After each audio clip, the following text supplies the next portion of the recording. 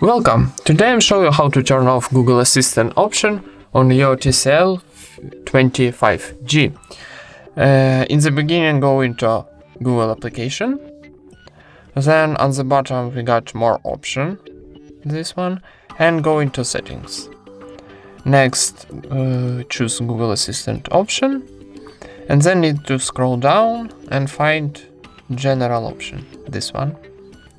And here click like this, confirm operation to turn off, and that's it.